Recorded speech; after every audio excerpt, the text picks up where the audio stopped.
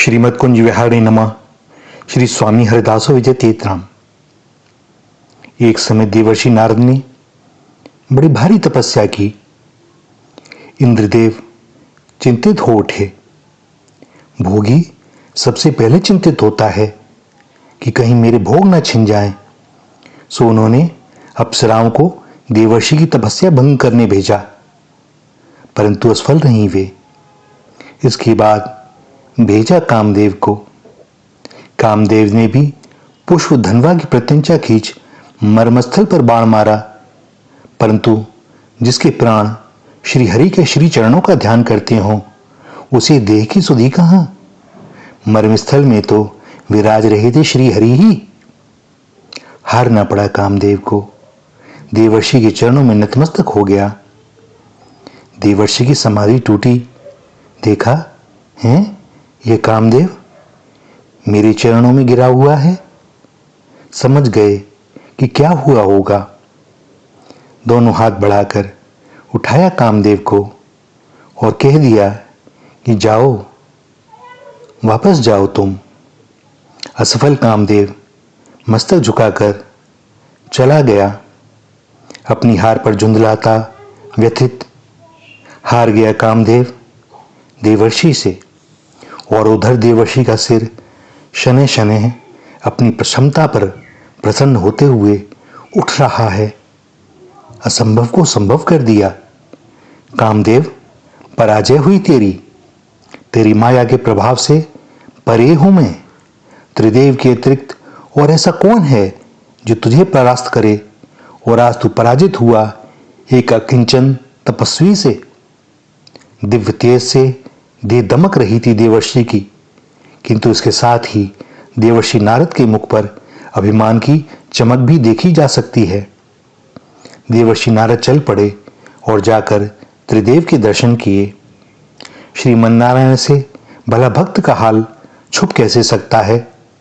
जब वे स्वयं ही भक्त से नहीं छुपते, उसके सामने प्रकट हो जाते हैं, तो भक्त के भी सारे क्रियाकलापों के वह मूक दृष्टा बने रहते हैं। जब भक्त के स्वयं के द्वारा ही उसका कोई अहित होने वाला हो तो वे कृपा कर बचा लेती हैं उसे। और यही हुआ भी। देवर्षि नारद ने देखा एक बड़ा ही भव्य और सुंदर नगर है जिसका नाम श्रीनगर है, जहां के राजा शीलनिधि हैं और उनकी पुत्री राजकुमारी विश्वमोहिनी का स्वयंवर हो रहा है। कामदेव को परास्त करने वाले देवर्षि नारद विश्वमोहिनी के सौंदर्य को देखकर मोहित हो गए और उसके साथ विवाह की इच्छा जागृत हो गई। जिसने अप्सराओं और कामदेव को परास्त कर वापस भेज दिया, अब अहंकार के कारण अब स्वयं ही एक कामिनी को दूर से ही देखकर परास्त हो गया। कैसा अचरज, कैसा कौतुक। यह कैसे संभव है। संभव है जब अप्सराओं और कामदेव को परास्त किया था देवर्षि नारद ने, तब हृदय में श्रीमन्नारायण के श्री चरणों के अतिरिक्त किसी का ध्यान न था, परंतु अब अभिमान के कारण विश्वमोहिनी के अतिरिक्त उनके हृदय में और कोई ध्यान है ही नहीं। इसे प्राप्त करना है, पर क्या करूं। अति रूपवान बलशाली राजा महाराजाओं के बीच में इस रूप में जाने पर तो कार्य सिद्धि न होगी। अति रूपवान और समृद्धिशाली देव स्वरूप ही उचित रहेगा।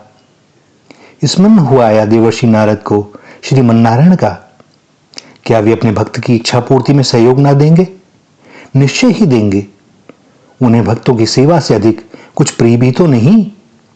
और मेरी ना सुने यह तो संभव ही नहीं।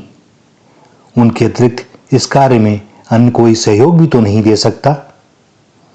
देवर्षि नारद ने श्रीमन्नारायण से प्रार्थना की, अपनी इच्छा पूर्ति की। मुस्कुराते हुए कहा श्री हरि ने, जाओ नारद, तुम्हारा कल्याण हो। चल दिए देवर्षि नारद वापस श्रीनगर के लिए।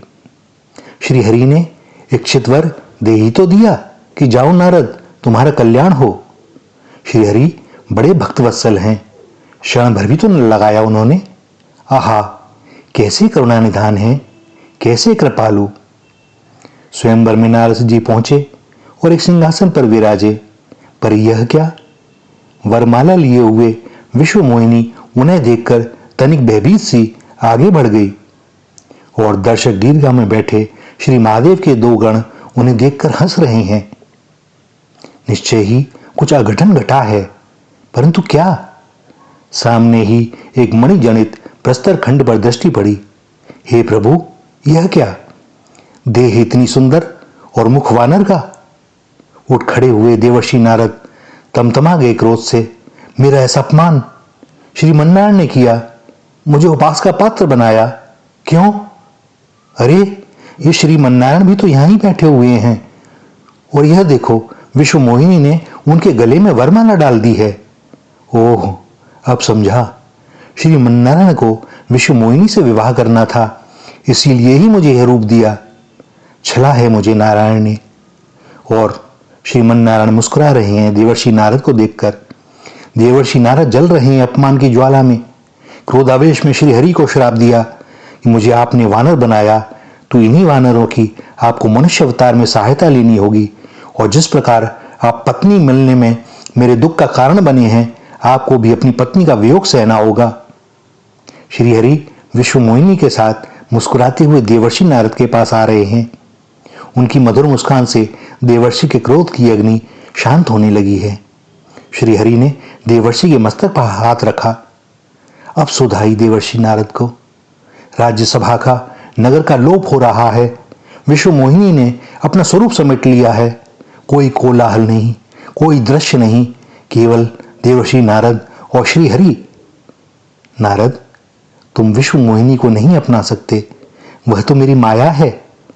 मैं भला अपने भक्त के गले में माया से कैसे वरमाला डलवाता? मैंने तुमसे कहा था कि जाओ, तुम्हारा कल्याण हो, सो मुझे स्वयं आना पड़ा कि कहीं तुम माया के साथ न बंध जाओ। कामदेव को परास्त करने का अभिमान अब तुम्हें परास्त कर रहा था। हे नारद, मेरा होना कठिन है, पर जो मेरा हो गया, फिर मैं उसे अपनी माया के प्रभाव से दूर रखता हूं। कदाचित वह फंस भी रहा हो तो मेरा यह धर्म है कि मैं उसे निकालूं। प्रेमवश तुमने मुझे जो श्राप दिया है, वह मैं शिरोधार्य करता हूं। कोई मेरा अपना ही मुझे कुछ दे सकता है, सो तुम पश्चाताप ना करो। तुम मेरे ही हो और मैं सदैव तुम्हारा। देवर्षि नारद के नेत्रों से अविरल अश्रुधारा बह रही है, और श्री हरि अपने दोनों कर कमलों से उनके अश्रु पहुंच रहे हैं। अंक में भर लिया है श्री हरि ने देवर्षि नारद को। हे करुणा सिंधु, आपकी कृपा का, दया का कोई पारावार नहीं। तुम्हारे आश्रित होने का ढिंडोरा पीटने के बाद भी अपनी इच्छाओं और वासनाओं पर नियंत्रण नहीं है। हम झूठे को भी आपका नाम लेते हैं तो आप उसे सत्य मान लेते हो, और पग पग पर हमें पतन से बचाते हुए अनेकों बार हमारे द्वारा आप पर मिथ्या आरोप लगाने के बाद भी आप हमें अपनी कृपा से वंचित नहीं करते हो। यदि आप रक्षा न करो तो मान और अभिमान, ये दोनों ही हमारे पतन के लिए बहुत हैं। ऊपर से दीन होने का दिखावा करते हुए भीतर से मान पाने की कुत्सित अभिलाषा को हम प्रश्रय देते रहते हैं।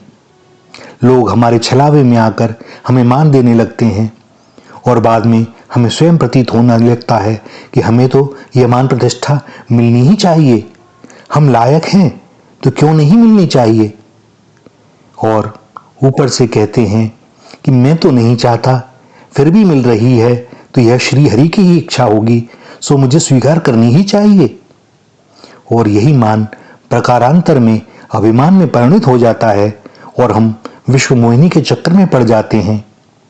सदैव श्री हरि के श्री चरणों का चिंतन, एकमात्र उनके ही आश्रय का विश्वास, और कोई अपनी इच्छा नहीं, तभी इस दुर्तर माया के प्रभाव से बच सकते हैं।